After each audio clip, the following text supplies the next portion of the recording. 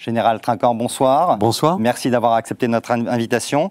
Vous êtes l'ancien chef de la mission militaire française auprès de l'ONU et vous êtes l'auteur de Ce qui nous attend, l'effet papillon des conflits mondiaux chez Robert Laffont. Bonsoir. Bonsoir. Isabelle Lasserre, bonsoir. Bonsoir. Vous êtes la correspondante diplomatique du Figaro. Votre dernier livre s'intitule Macron-Poutine, les liaisons dangereuses aux éditions de l'Observatoire.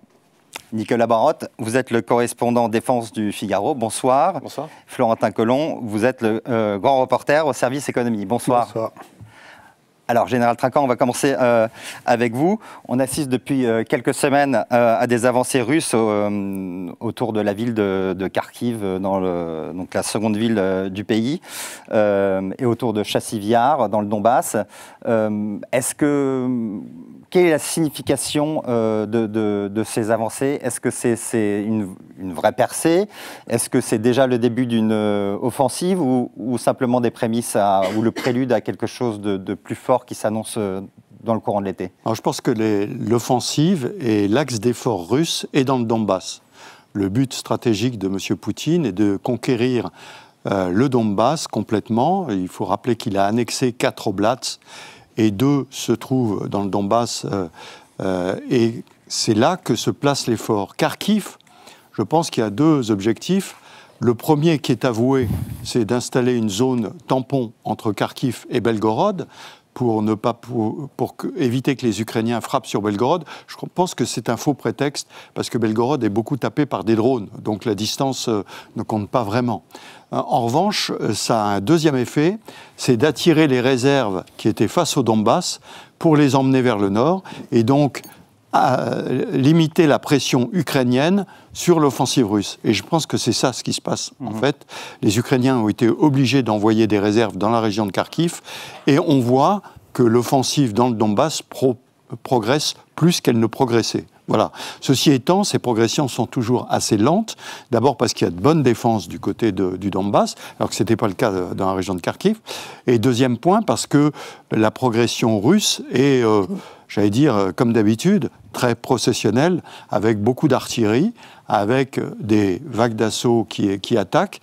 Mais je pense que c'est là l'objectif principal des Russes, récupérer le plus possible des 2 oblats du Donbass pour pouvoir clamer, le président Poutine clamera, qu'il a conquis complètement les territoires russophones qu'il avait annexés, il faut le rappeler, en septembre 2022 et qui n'ont jamais été annexés complètement, enfin occupés complètement. Alors justement, on va écouter tout de suite un extrait, ou voir plutôt un extrait d'un discours de Vladimir Poutine sur l'offensive en cours.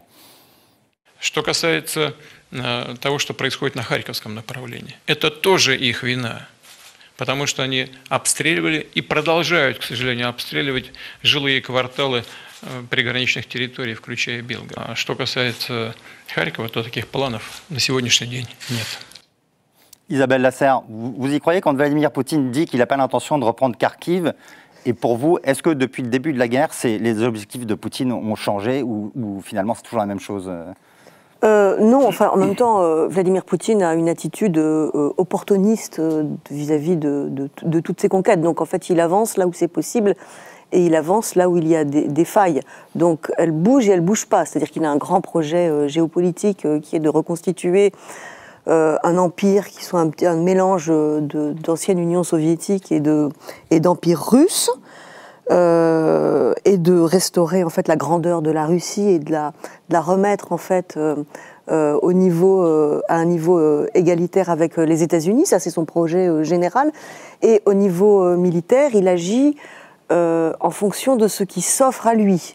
Quand il voit, par exemple, je vous donne un exemple, sommet de l'OTAN 2008. La France et l'Allemagne mettent leur veto à l'entrée de la Géorgie et de l'Ukraine dans l'OTAN.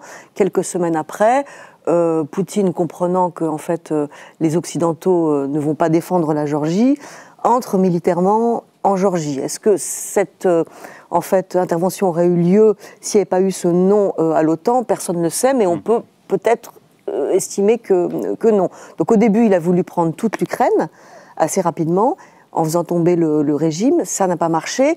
Donc aujourd'hui, il réajuste ses objectifs en fonction de l'attitude des Occidentaux et en fonction de l'avancée ou du blocage des Ukrainiens. Mais il y a une chose est certaine, c'est qu'à l'arrivée, ils rêvent en fait d'avaler toute l'Ukraine, parce que Vladimir Poutine considère que en fait, sans l'Ukraine, la Russie perd sa puissance, en fait, et que c'est vraiment le cœur de la puissance russe bat aussi en Ukraine pour Vladimir Poutine. Au-delà du fait qu'il aimerait récupérer toutes les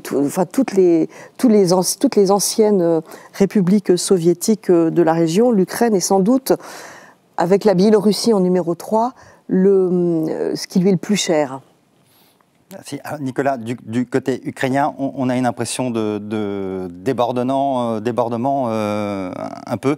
On voit, sans être paniqué, Volodymyr Zelensky réclame de plus en plus d'armes et il réclame aussi de pouvoir utiliser les armes occidentales sur le territoire russe.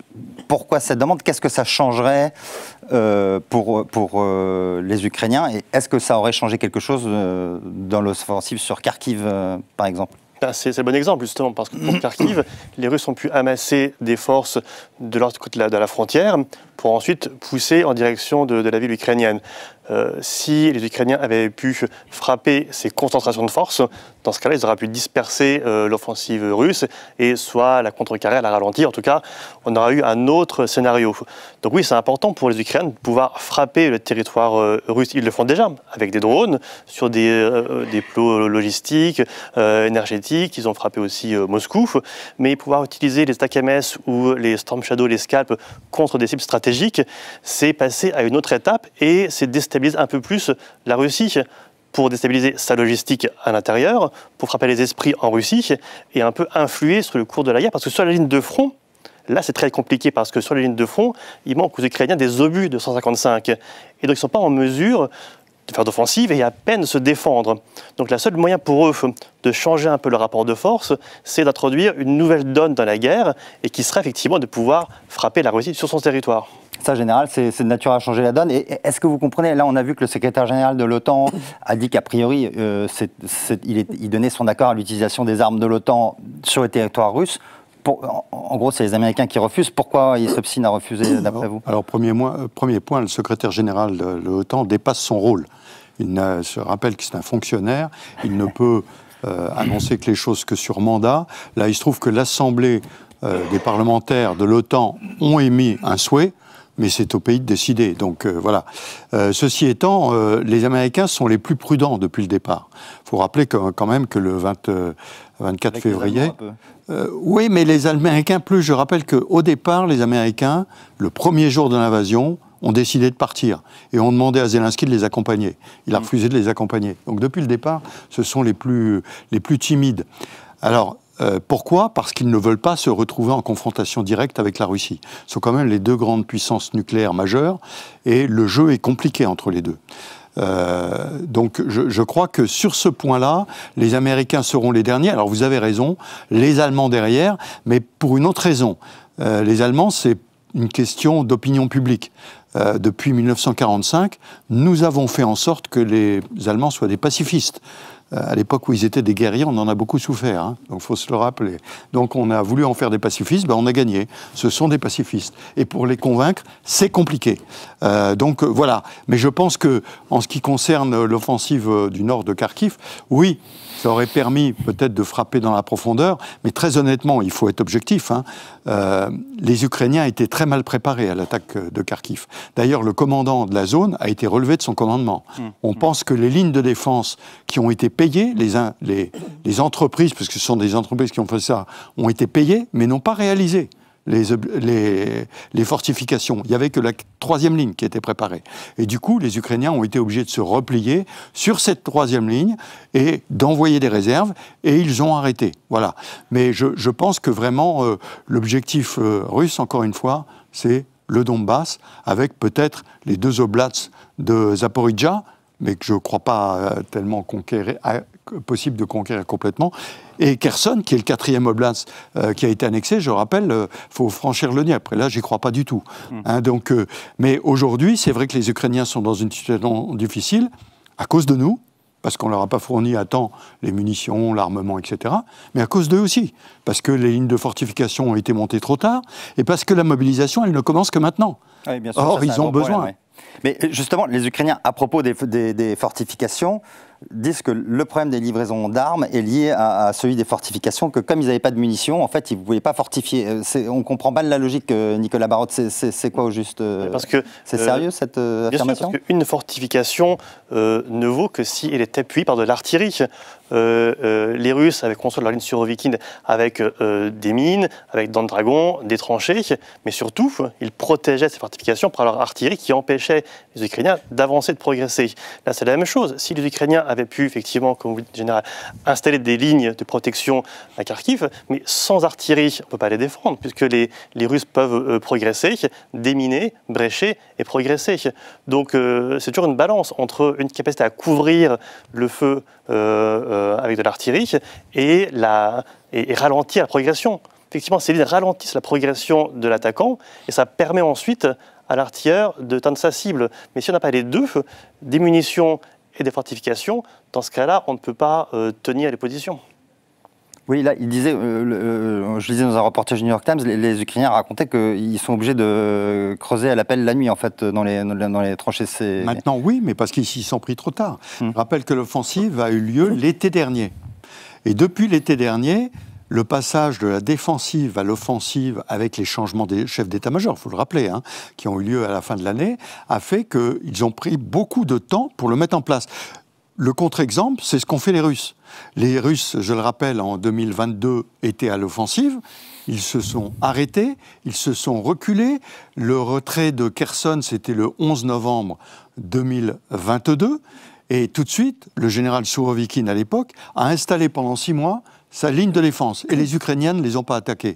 Donc, ils ont eu le temps d'installer cette ligne de défense qui explique l'échec de l'été 2023. Et lorsque, à l'automne 2023, les Ukrainiens ont échoué dans leur offensive à eux, qui était montée, ben, au lieu de dire tout de suite « on monte les fortifications », ils ont mis beaucoup de temps. Alors, quels sont les délais ?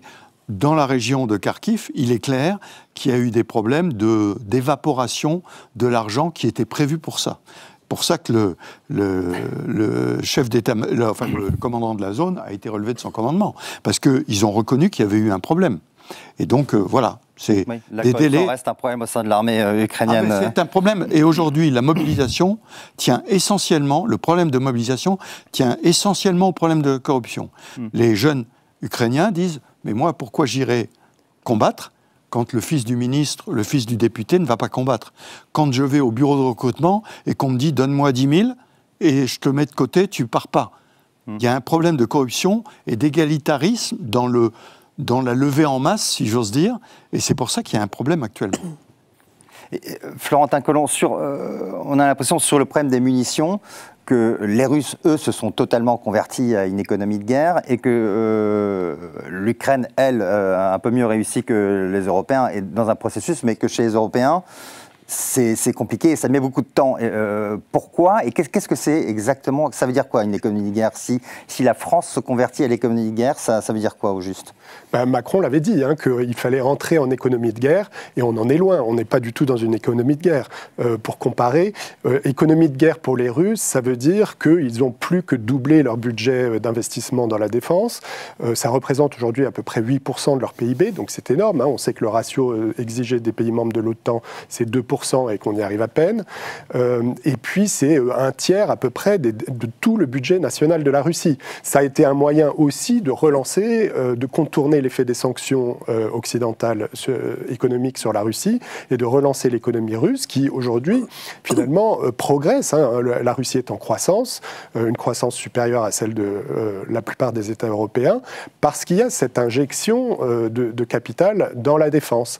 Il y a des retards absolument énormes dans l'aide militaire et économique à l'Ukraine.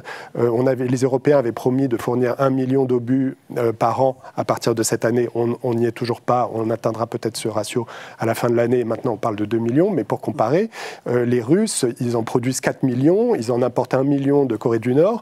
Donc, on est dans un rapport de 1 à 5. Et d'ailleurs, sur le terrain, les Ukrainiens le disent. Nous, quand on reçoit 5 obus, on peut en répliquer qu'avec un seul. Oui, maintenant, c'est même à 1 à 10, je trouve, en ce moment. Donc, cette aide européenne, elle est très lente à se mettre en place. Il y a toujours des freins. L'aide américaine aussi. On a vu les mois de discussion que ça a été au Congrès pour se mettre d'accord sur le plan d'aide de 50 milliards qui a été adopté finalement assez récemment. En Europe, il y a eu des mois de discussion avec Viktor Orban pour avaliser la nouvelle tranche d'aide sur plusieurs années de 50 milliards d'euros. Et aujourd'hui, la Hongrie freine encore sur le déboursement des aides qui ont déjà été adoptées. Donc l'Ukraine attend 6,5 milliards cette année de l'Union européenne qui ne peuvent pas être débloqués parce que les Européens traînent.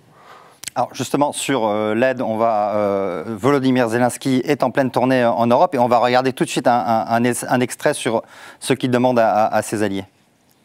Реально, цими тижнями наші воїни захищаються від чергової російської наступальної операції. І саме тому зараз ми особливо потребуємо активізації спільної роботи з партнерами заради більшої безпеки і відчутного примусу Росії до миру всіма засобами.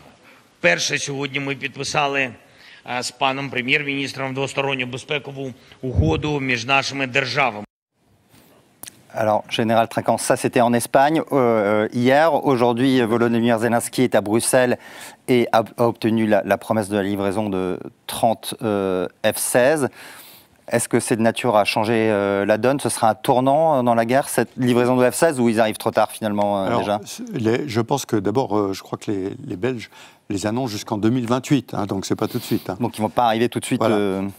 Les F-16 ne changeront pas la face de la guerre, simplement c'est un complément nécessaire dans cette guerre, c'est une évidence. En revanche, ce qui est très important, ce sont les accords bilatéraux que l'Ukraine signe avec l'Espagne, avec la Belgique, l'avait signé avec la France, l'avait signé avec différents pays. Pourquoi? Parce que l'Ukraine ne fait pas partie de l'OTAN et ne peut pas conclure donc un accord avec l'OTAN d'assistance.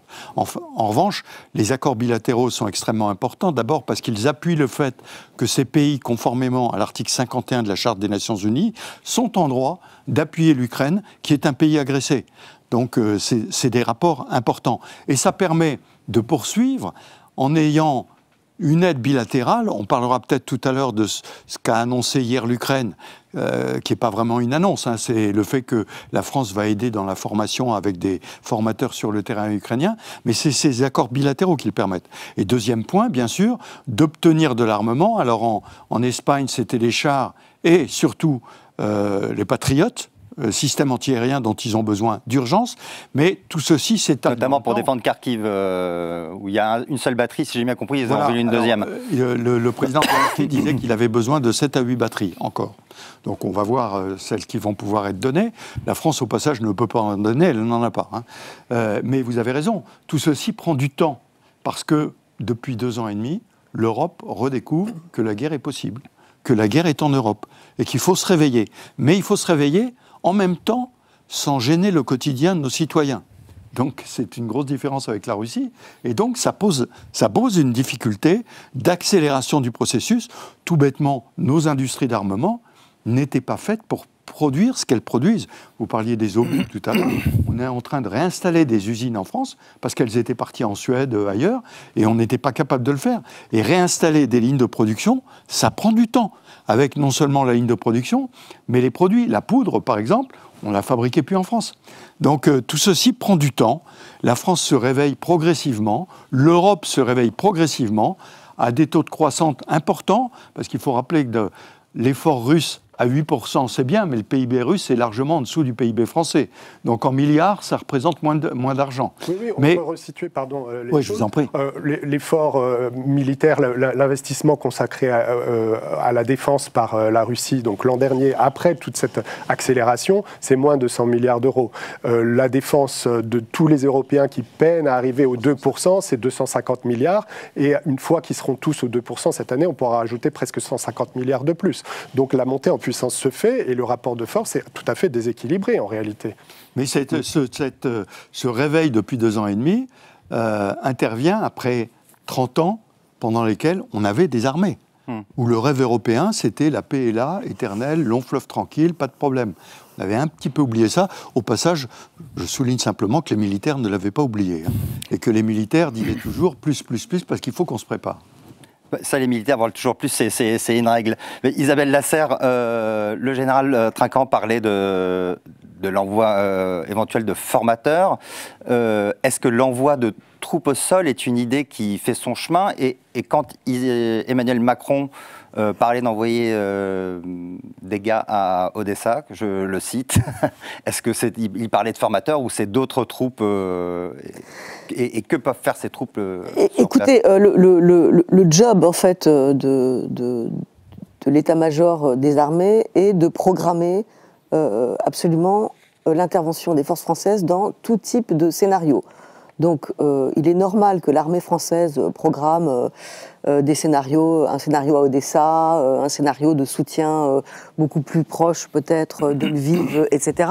Ce serait une faute professionnelle que de ne pas le faire. Pour le reste, pour l'instant, il ne s'agit que d'instructeurs. Si tant est que la décision soit déjà prise aujourd'hui, ce dont je ne suis pas sûre aujourd'hui... Ça a été démenti, il me semble, à Paris. C'est un secret de polichinelle parce qu'il y a déjà des forces spéciales occidentales en Ukraine. Et encore une fois, c'est normal parce que c'est un pays qui est notre allié, que l'on aide et à qui on fournit du matériel assez sophistiqué. Donc il faut un accompagnement en fait pour ce matériel. Donc pour l'instant, il n'y a pas de, de game changer au niveau de l'implication des forces armées occidentales en Ukraine. Alors la question c'est pas celle-là. La question c'est si jamais à partir du moment où on a promis aux Ukrainiens qu'on ne les laisserait pas tomber, qu'on fait des plans d'aide à l'Ukraine sur des années. Hein, quand on dit que des F-16 arriveront en 2028, on se projette à long terme avec l'Ukraine. On veut faire rentrer l'Ukraine dans l'Union européenne. La question d'un rapprochement de l'Ukraine avec l'OTAN, ça va pas être cette fois au sommet de Washington, mais c'est quand même une question qui va hanter les relations internationales pour les années qui viennent. Donc si on promet d'aller jusqu'au bout, et bien alors là, il y a deux solutions. Soit on met le paquet aujourd'hui en fournissant suffisamment d'armes aux Ukrainiens pour qu'ils puissent gagner, et en même temps en durcissant les sanctions pour essayer d'étrangler un peu plus la Russie, parce que les sanctions ne marchent quand même pas très bien. Soit on ne le fait pas, c'est-à-dire qu'on est, comme on est aujourd'hui toujours un train en retard, un wagon en retard, et ben peut-être qu'il y a un jour, dans 1 an, dans 2 ans, on se posera la question, si la Russie continue à avancer, il faudra peut-être qu'on mette des troupes au sol, et on se retrouvera face à face avec les Russes. C'est-à-dire qu'on ne peut pas non plus ne pas réfléchir à cette question. Parce que Vladimir Poutine avance systématiquement quand on ne l'arrête pas. Donc c'est en fait cette question philosophique. Et c'est vrai que l'Europe est à mi-chemin de cette question. C'est-à-dire que l'Europe s'est réveillée, elle a pris conscience des enjeux, mais elle n'a pas encore la volonté politique, en fait, d'allouer les moyens qui permettraient à cet objectif de se réaliser. Et c'est pour plein de raisons possibles. Le général en a fait mention. Aujourd'hui, on a du mal quand même à sortir du pays des bisounours. Hein. On aimerait quand même toujours un petit peu se lever dans cette promesse illusoire de paix éternelle avec la protection américaine. Mais c'est aussi parce que à chaque fois que Poutine agite la menace nucléaire, on a peur en fait. C'est-à-dire qu'on se dit, et si jamais il appuyait sur le bouton? Alors qu'il ne faut pas avoir peur de Poutine, c'est plutôt lui qui devrait avoir peur de nous, mais on voit les choses à l'envers. Donc on a peur, et on a aussi peur d'autre chose. C'est pas seulement de la bombe nucléaire. C'est quelque chose que moi j'ai vécu en 1991 au moment de la chute de l'Union soviétique. On avait déjà peur, l'Occident, de la désintégration de l'Union soviétique. Ça, on va en reparler plus tard. Oui. Mais là, on a peur aussi d'une possible désintégration de la Russie et des indépendances en série qu'elle pourrait ou pas d'ailleurs provoquer dans la... Et c'est ça en fait qui freine et qui bloque le passage à la vitesse supérieure. Sur l'envoi de troupes au sol, général, les formateurs, ils forment quoi? Ils forment les soldats qui seront envoyés sur le front, ou ils ont un rôle de conseil dans la stratégie ukrainienne? Non, alors, premier point, ce que dit Isabelle est tout à fait juste. Hein. Les militaires, leur rôle est de tout planifier, y compris le pire. Après, il y a des décisions politiques qui sont prises et qui vous disent, vous allez là, vous faites comme ça, etc.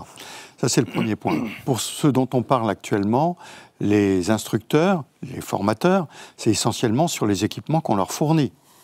Je reprends les paroles du chef d'état-major des armées avec lequel je parlais, qui me disait, vous savez, la formation au combat, on a peut-être beaucoup à apprendre des Ukrainiens.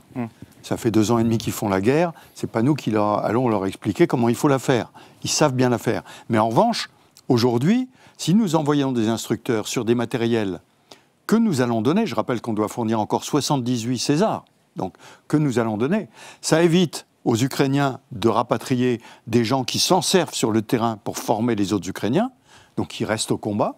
Deuxième point, les formateurs ukrainiens qui aujourd'hui forment l'armée ukrainienne en cours de mobilisation, donc les jeunes qui arrivent, qui ne savent pas se servir de l'armement, eh ben, au lieu d'être là, les formateurs ukrainiens, ils vont aller combattre, et ce sont des formateurs, alors je parle des Français, mais probablement européens, qui vont former les soldats ukrainiens.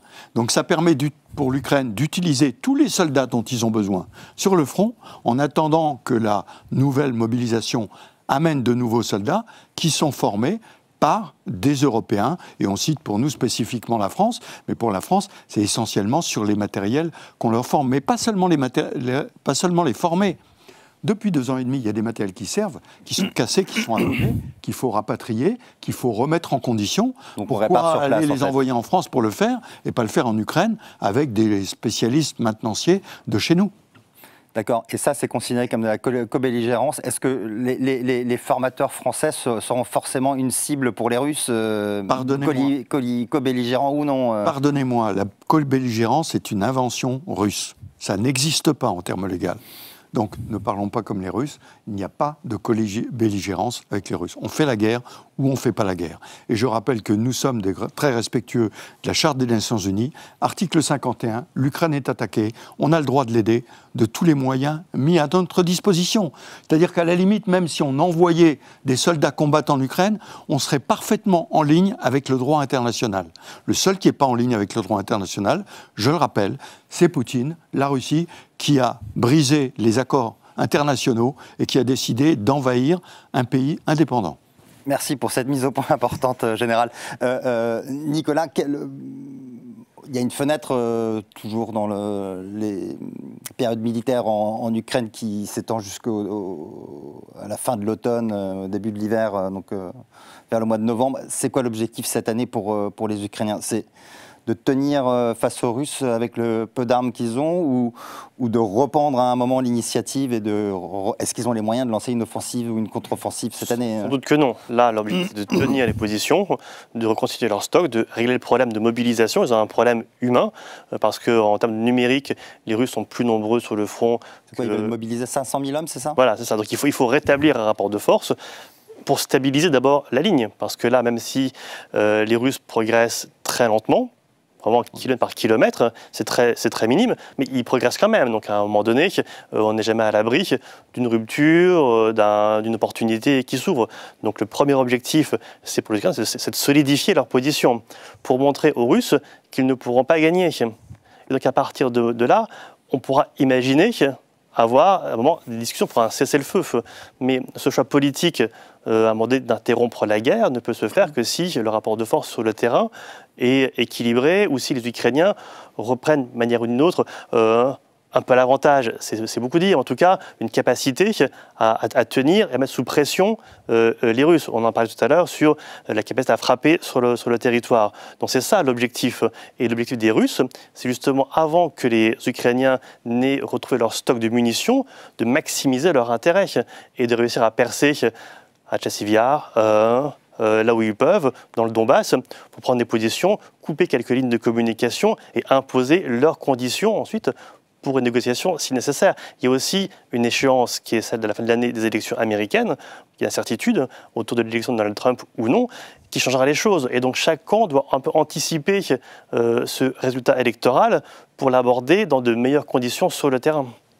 Alors justement, Florentin, une des façons d'anticiper, les Européens disent que pour pour aider les Ukrainiens, une des façons, c'est d'aider l'industrie de guerre ukrainienne. Ça veut dire quoi? Qu'on va installer des entreprises d'armement européennes sur le territoire, sur le sol ukrainien, qu'on va créer des partenariats avec les Ukrainiens pour monter des usines de production de drones ou d'obus. Comment ça se passe? Oui, c'est plus une question de partenariat, parce que ça part du constat que justement les Européens eux-mêmes, malgré les 54, je crois, usines qui fabriquent des munitions qui sont disponibles, n'arrivent pas à fournir ce qui est nécessaire. Donc il faudrait aussi faire monter en puissance l'industrie militaire ukrainienne. C'est pas évident, c'est plus facile à dire qu'à faire, parce que cette industrie de l'armement ukrainienne, elle est héritée de l'Union soviétique, elle était complètement intégrée avec celle de la Russie. Ils s'en sont rendus compte après l'invasion de la Crimée. Donc aujourd'hui, elle a été restructurée, mais elle est aussi en proie à beaucoup de en proie à beaucoup de corruption, ce dont on parlait tout à l'heure sur d'autres sujets, des problèmes de compétences. Donc l'idée, c'est de faire des transferts de compétences pour aider ce secteur industriel à monter en compétences. Mais les Ukrainiens produisent déjà Zelensky a dit qu'il produirait 1 million de drones cette année, mais ils ont besoin d'autres éléments d'armement, en effet, pour accélérer la fourniture. Général, l'Ukraine comptait quelques-uns des fleurons de l'industrie de l'URSS. Qu'est-ce qu'ils sont capables de produire et qu'est-ce qu'ils peuvent produire d'utile pour cette guerre? Oui, alors tout à fait. Moi, je suis allé en Ukraine après la chute du mur et ça restait très soviétique. Hein. Mais pour donner un exemple sur les obus, on parle toujours des obus de 155. La moitié de l'artillerie ukrainienne, c'est de l'artillerie soviétique, c'est-à-dire du 152 et du 122. Et d'où l'initiative du président tchèque qui a été d'acheter des obus ailleurs, en particulier au Pakistan ou dans d'autres pays, pour pouvoir fournir ce type d'obus que nous, on ne fabrique pas. Et dans le domaine de l'équipement, alors, elle était très soviétique et ancienne, mais elle s'est considérablement modernisée. Vous parliez des drones. Il y a des partenariats avec des sociétés françaises, citez la société Delair, par exemple, qui est allée en Ukraine et qui va fabriquer ces drones en Ukraine, avec des gens, moi j'ai participé à une réunion avec des gens qui, en Ukraine, manipulent les drones, ce sont des véritables start-up. Et le patron de la société française, il a dit, je suis allé en Ukraine, et j'ai vu que dans l'armée ukrainienne, c'était une start-up. C'est-à-dire qu'ils inventent toujours des systèmes différents. Donc je pense qu'il y a deux choses. Il y a l'industrie que j'appellerais lourde, l'artillerie, les chars, les véhicules blindés, et puis il y a toutes les innovations. Et dans ce domaine-là, à la fois, les Ukrainiens sont très inventifs, mais en même temps, vous savez, c'est triste à dire, mais la guerre, c'est un laboratoire. C'est-à-dire que tous les jours, vous testez des systèmes, tous les jours, vous innovez, et donc, on progresse beaucoup. Au passage, il n'y a pas que les Ukrainiens qui ont progressé. Les Russes ont beaucoup progressé, en particulier dans le domaine des drones également. Et on l'a vu ces derniers mois où le rapport s'est inversé. Au début de la guerre, c'était vraiment les Ukrainiens qui avaient l'avantage dans ce domaine. Et maintenant, avec l'aide des Iraniens, les Russes ont beaucoup progressé. Et puis ils produisent sur les territoires russes aussi. Et ça, c'est toute une nouveauté sur le champ de bataille. C'est ce qu'on appelle la transparence du champ de bataille. Maintenant, un fantassin, c'est qu'il ne peut pas se promener sans être vu d'une façon ou d'une autre par un drone. Je vous donne un chiffre que m'ont donné les Ukrainiens. Sur le front ukrainien, actuellement, il y a 2000 opérateurs, quotidiennement, 2000 opérateurs de drones, qui chacun en utilise 5 par jour, parce qu'ils se font détruire, etc. Ça fait 10 000 drones par jour. Sur l'année, on est entre 3 et 4 millions de drones consommés. Là, je parle des drones tactiques. Hein. Vous savez, les petits drones, je ne parle pas des drones Shahed, par exemple, qui sont des drones qui vont beaucoup plus loin, ou ceux qui ont été que l'Ukraine a lancé, qui ont fait quand même 1800 km en Russie, le drone qui a été envoyé hier. Ça, c'est quand même autre chose. C'est technique, ouais. Mais les drones quotidiens, la transparence du champ de bataille, c'est une vraie nouveauté, qui est une nouveauté technique, mais tactique aussi, puisqu'il n'y a plus de capacité de vraiment se masquer. Et donc, on doit réagir extrêmement vite si on ne veut pas être pris en défaut. Alors Isabelle, vous parliez tout à l'heure des objectifs des Occidentaux et de leur crainte de voir l'effondrement de la Russie. On a du mal à saisir si tous les Occidentaux ont le même objectif dans cette guerre. Par exemple, on voit qu'Emmanuel Macron dit ouvertement qu'il souhaite la victoire de l'Ukraine. Et à ma connaissance, Joe Biden n'a jamais dit ça. Lui, il dit qu'il est prêt à aider l'Ukraine aussi longtemps qu'il le faudra, mais il ne dit pas qu'il veut la victoire de l'Ukraine. Est-ce que les Américains veulent la victoire de l'Ukraine ou est-ce que c'est quelque chose qu'ils redoutent parce que elle serait de nature à provoquer l'effondrement de la Russie? Alors, les Américains sont dans une espèce d'équation un peu particulière. Ils veulent la victoire de l'Ukraine, mais sans avoir la défaite de la Russie.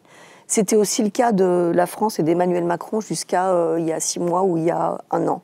C'est la raison pour laquelle le président français avait autant de mal à dire « il faut que la Russie perde ». Et dans les briefings de l'Élysée, par exemple, ils disent toujours encore aujourd'hui « il ne faut pas que la Russie gagne ». Vous voyez, c'est vraiment ça. C'est-à-dire que, en fait, on voudrait que l'Ukraine gagne, mais que la Russie ne perde pas trop, et puis qu'il n'y ait pas de conséquences pour nous, et qu'à la fin, tout redevienne à peu près normal. Et le problème, c'est que tout ne va pas revenir absolument normal comme après, même si la guerre s'arrête dans 6 mois ou dans 1 an. Je crois qu'il y a une sous-estimation de la part de certains Occidentaux de la profondeur de la rupture du moment géopolitique qu'on vient. Et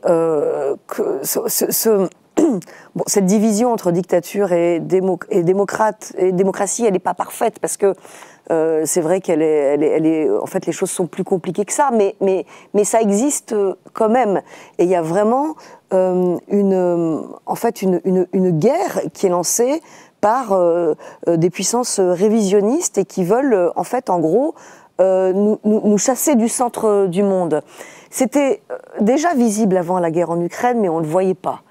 Maintenant, c'est très visible, mais on a tendance à dire que les choses s'apaiseront une fois que la paix sera revenue.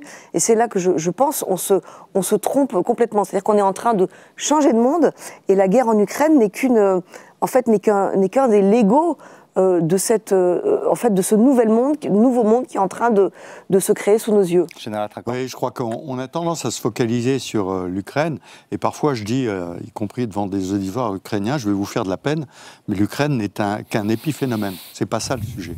Le sujet, il faut reprendre le discours du président Poutine en 2007 à Munich. Il veut transformer le monde. Et pour ça, dans un premier temps, on crée le chaos. Alors on crée le chaos en Ukraine, bien sûr, mais regardez la Géorgie, regardez les menaces qu'il peut y avoir sur la Moldavie, regardez ce qui se passe en Afrique, regardez ce qui se passe dans le Pacifique, regardez la pression qui est faite aujourd'hui sur la crise au Proche-Orient. Donc le but est de créer le chaos, déstabiliser le monde. Moi, ce qui me gêne là-dedans, parce que dans son discours de 2007, il dit je ne veux plus l'unilatéralisme américain, je veux le multilatéralisme. Nous, Français, on pourrait dire oui, le multilatéralisme, on aime bien, avec les Européens dedans, bien sûr, hein. Les Chinois, les Européens, les Russes. Le problème, c'est qu'on ne voit pas vers quoi ça mène. Si vous voulez, les BRICS, aujourd'hui, est-ce que l'Inde est d'accord avec la Chine? Sûrement pas. Donc, ils sont facteurs de création de chaos, de déséquilibre, mais pas facteurs de création d'un autre monde. Et c'est ça le problème aujourd'hui. Et donc, comme le dit Isabelle, aujourd'hui, on se concentre sur l'Ukraine, qui est un phénomène, mais globalement, et on le voit depuis 2007, avec 2008 la Géorgie, 2014 le Moyen-Orient, la Syrie, la Crimée en même temps, la Géorgie aujourd'hui, de nouveau, on voit qu'il y a un facteur de déstabilisation globale, et c'est comme ça qu'il faut voir Et cette déstabilisation globale, pardonnez-moi d'être un peu long, elle va jusque dans nos sociétés. C'est, nous, on est contre votre société pourrie, occidentale, machin, et on va vous proposer un autre modèle. Donc c'est non seulement territorial, mais c'est beaucoup idéologique également.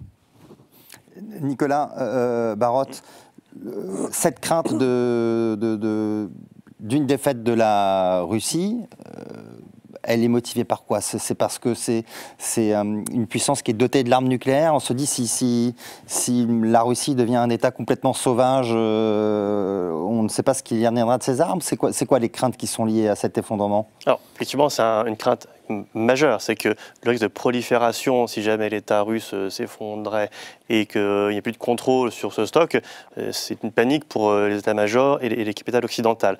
Donc c'est un vrai sujet compte tenu de la masse, des milliers d'armes dont dispose la Russie. Et par ailleurs, effectivement, vous avez raison, c'est aussi un risque de déstabilisation globale. C'est que la Russie est un État continent. Donc si jamais le pouvoir de Poutine s'effondre, qu'est-ce qui se passe? Comment ça se recompose? C'est très compliqué. Et derrière, il faut géopoliser la Chine.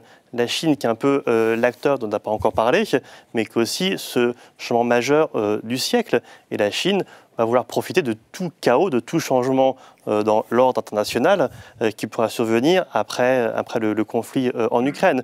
Donc oui, effectivement, les Occidentaux, ils espèrent que le conflit s'arrête en Ukraine, que l'Ukraine puisse l'emporter, en tout cas défendre toutes ses positions, mais pas jusqu'à imposer une défaite à la Russie qui serait trop lourde de conséquences. Après, ça ne veut pas dire qu'ils ne sont pas intégrés le changement d'air. C'est que maintenant, effectivement, dans l'OTAN, il y a cette idée qu'il faut défendre ses frontières avec des nouveaux plans de défense qui ont été adoptés au dernier sommet de l'OTAN pour renforcer la frontière de l'Alliance.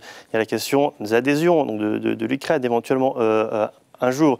Il y a la réflexion sur le renforcement militaire du pilier européen de l'OTAN. Donc il y a bien une réflexion dans les gouvernements, dans les états-majors, sur les conséquences de ce changement de monde, mais c'est un peu lent, effectivement, dans les esprits des gens à l'intégrer et à accepter les sacrifices qui vont aller avec. Général, on a l'impression quand même que l'Ukraine, même s'il y a un tas d'autres enjeux derrière, c'est aujourd'hui quand même il y a un enjeu stratégique pour les Occidentaux, et pourtant on a l'impression depuis le début, depuis février 2022, on a un sentiment d'improvisation des Occidentaux, qu'ils livrent toujours trop peu d'armes, trop tard, que les objectifs sont mal définis. Est-ce qu'on peut gagner une guerre si les objectifs ne sont pas clairement affichés Alors, gagner une guerre ou perdre une guerre, c'est une vraie question, comme dirait Shakespeare. Hein, quelle est la question? Je veux dire que, qu'est-ce que ça veut dire pour Poutine gagner la guerre? Il a perdu la guerre qu'il souhaitait mener. Comme le disait Isabelle, l'annexion de l'Ukraine, ça n'est plus à l'ordre du jour. Il sait qu'il n'y arrivera pas. On ne le laissera pas faire. Ça, c'est le premier point. En revanche, est-ce que les Ukrainiens sont capables de gagner leur guerre, c'est-à-dire de reconquérir les frontières internationalement reconnues, c'est-à-dire le Donbass et la Crimée? On peut en douter. Donc c'est un peu la difficulté dans laquelle on est aujourd'hui. On n'est pas sûr tout à fait de qui peut gagner. Alors, on vient derrière, c'est comment présenter une victoire ou une défaite. Il est évident que Poutine, s'il gagne, ce que je disais, le Donbass, il va clamer qu'il a la victoire. Je protège les populations russophones, en oubliant que ce n'était pas son objectif initial. Et si les Ukrainiens, eux, n'arrivent pas à gagner les frontières internationalement reconnues, comment transformer ça en victoire en disant « Oui, maintenant, nous avons notre liberté sur le territoire sur lequel nous sommes et nous rejoignons l'Europe », ce que ne voulait pas la Russie. Vous voyez, c'est un peu difficile de savoir comment on prépare tout ça. Alors, pour revenir à votre question sur les Européens, j'en reviens à ce que je disais tout à l'heure. Personne ne croyait à cette guerre de 2022. Personne ne croyait que Poutine irait jusque-là. Et donc, nous n'étions pas préparés. Mais donc, là, ça fait 2 ans maintenant. Oui, mais attendez, remettre une industrie en route, ça prend du temps. Surtout, sans trop déranger nos concitoyens. C'est un peu ça. Hein. Aujourd'hui, on a 2% du PIB pour la France. Je rappelle qu'au plus fort, après la Deuxième Guerre mondiale, la France était à 7,5%. 7,5% du PIB. À l'époque de la confrontation jusqu'en 90, que j'ai bien connu. Au passage, moi, le 24 février, j'ai l'impression que je redécouvrais ce que je faisais avant les années 90. Hein. J'étais face à la trouée de Fulda et aux forces soviétiques. Donc, on redécouvrait la même chose. Eh bien, on était à 4,5%. Donc, on est à la moitié aujourd'hui. Donc, vous voyez bien qu'on ne fait pas l'effort qu'il faudrait faire dans la situation dans laquelle on est, mais pour 2 raisons. D'abord, parce que redémarrer l'industrie, ça prend du temps. Coordonnées. Aujourd'hui, il y a 7 ou 8 sortes de chars en Europe. Il faudrait qu'il y en ait une, parce que les volumes ne sont pas là. Et donc, remettre en route tout ça, ça prend du temps. Et aussi, sur le plan stratégique, pendant les 2 premières années, globalement, c'était Poutine qui avait la main. C'est lui qui disait, on a le droit, on n'a pas le droit, on fait pas. Il y a eu quand même une petite révolution que tout le monde n'a pas réalisée, au début de l'année, quand on a commencé à dire, que le président a commencé à dire, Aucune option ne doit être fermée. Maintenant, M. Poutine, c'est à vous de douter. C'est plus à nous de douter. Et ça, c'est un changement majeur. Et on a mis beaucoup de temps, parce que, je répète, on a eu 30 ans, à peu près, de dividendes de la paix, dans laquelle le monde des bisounours, comme vous le disiez, qui était là et qui faisait qu'on se réveille. Et parfois, pardonnez-moi, mais un certain nombre ne veulent pas se réveiller. Se dire, mais tout ça, c'est pas grave. Ben si, c'est grave. C'est un changement radical de la façon dont le monde est organisé depuis 1945. Isabelle ? Avec le retour de la guerre et ce qui possiblement s'annonce dans le monde, il y aura peut-être un moment, pas forcément si lointain que ça, où on sera obligé de se dire il faut remonter à 4% de notre PIB pour la défense. Moi, je le vois arriver, ça, assez rapidement. Et là, il y a une question qu'on n'arrive pas à poser. Parce que 4% de notre PIB à la défense, ça veut dire quoi ? Ça veut dire on diminue les dépenses sociales, on rabote le budget de la culture, etc., etc. Or, on vit en France d'un État-providence. On est allé tellement loin, en fait, dans la distribution des aides sociales et dans notre modèle qu'il est d'ailleurs en train de se fracturer tout seul, sans la guerre. Alors, vous imaginez le nombre de gilets jaunes qu'on aura dans la rue si, dans un an, on dit on passe à 4%, parce que toutes les conséquences... Florentin Collomb, ça c'est votre domaine, l'économie. Ça veut dire quoi, 4% pour la France ? Et est-ce qu'on est prêt à aller à 4% ? Mais regardez, 4% d'investissement dans la défense, alors qu'on a 5,5% de déficit l'année dernière. Donc quels arbitrages on fait pour être à la hauteur de ces objectifs ? Mais d'ailleurs, il y a certains candidats qui prônent un passage à 3% dès 2030, 2,5% puis 3%, et toute l'Europe va progressivement devoir y aller. Mais ça pose une question essentielle et existentielle à l'Europe à la veille de ces élections européennes, c'est quelles sont ses priorités et quels moyens on met en adéquation avec ces priorités. Et c'est vrai que la défense est revenue au premier plan comme l'une des priorités majeures de l'Union européenne, ce réarmement, cette autonomie stratégique pour le continent, mais ça implique des choix. Le budget de l'Europe n'est pas extensible. On est au contraire dans une logique économique de consolidation budgétaire, de réduction des déficits, alors que les États-Unis, ils sont à 6-7% de déficit par an, 8%, ils s'en fichent, ils continuent à émettre de la dette et à augmenter leur dette. En Europe, on se dit qu'il faut respecter le carcan. On était dans une forme d'économie de guerre, enfin, inspirée de l'économie de guerre au moment de la crise du Covid, c'est-à-dire on dépense sans compter, on met des moyens absolument immenses, qu'on ne met pas pour l'instant sur la défense et sur la réindustrialisation du continent, ce qu'il va falloir faire dans les années à venir. Donc ça, ce sont des enjeux en effet majeurs, et c'est vrai, comme le disait Isabelle, ça implique aussi des sacrifices sur notre mode de vie, ce mode de vie hérité du dividende de la paix qu'on a connu depuis le milieu du XXe siècle. Oui, sans les Occidentaux, clairement, l'économie ukrainienne s'effondre. Elle est tenue à bout de bras par l'Occident. Oui, mais absolument. est-ce que dans la durée, on est prêt à continuer à le faire ou... C'est le défi qui se pose aux Occidentaux et aux Européens, comme on voit que chaque tranche d'aide implique des négociations très douloureuses, très compliquées, qui prennent des mois. Mais en effet, parce que l'aide européenne, en fait, les Européens, on ne le rappelle pas assez, sont quand même les premiers dans l'aide à l'Ukraine devant les Américains. 85 milliards depuis le début, depuis 2022. Les Américains sont plutôt à 65-66 milliards. Mais les Américains ont fourni davantage d'aide militaire, alors que les Européens fournissent quasiment tout le budget, toute l'aide budgétaire tiennent à bout de bras le budget de l'Ukraine et permet à l'économie, ce qui permet à l'économie ukrainienne de ne pas s'effondrer. Donc combien de temps on pourra faire ça ? Pour l'instant, l'économie ukrainienne, après s'est effondrée la première année, a rebondi et se réorganise. Les récoltes il y a eu des récoltes de céréales records l'année dernière. Elle les exporte. Elle a retrouvé des corridors pour mener à bien ses exportations. Donc elle se reconstitue. Il y a beaucoup de sociétés qui se créent. Il y a beaucoup de solidarité dans le tissu économique ukrainien. Mais en effet, c'est un régime exceptionnel dont on ne sait pas combien de temps il peut durer.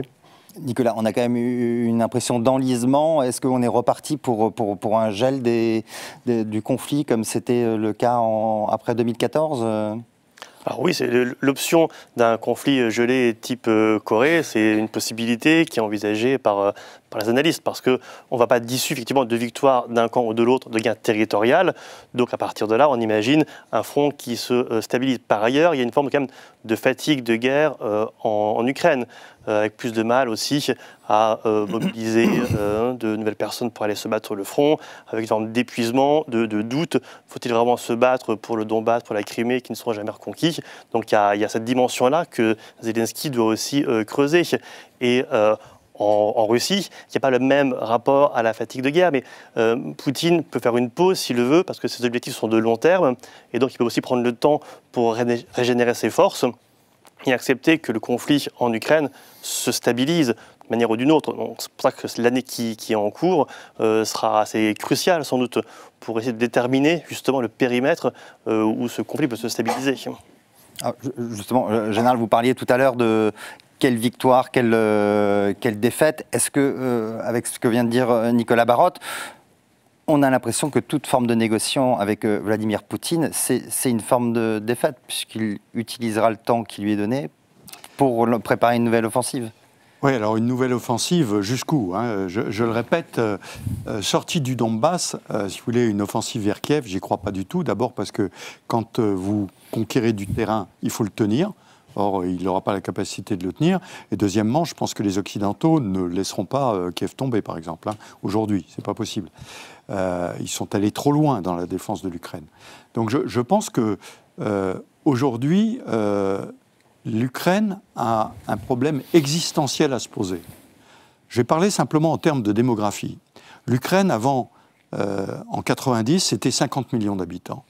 Aujourd'hui, c'est 34 millions d'habitants, avec ceux qui sont partis en Russie, ceux qui sont partis en Europe, plus les morts, bien sûr.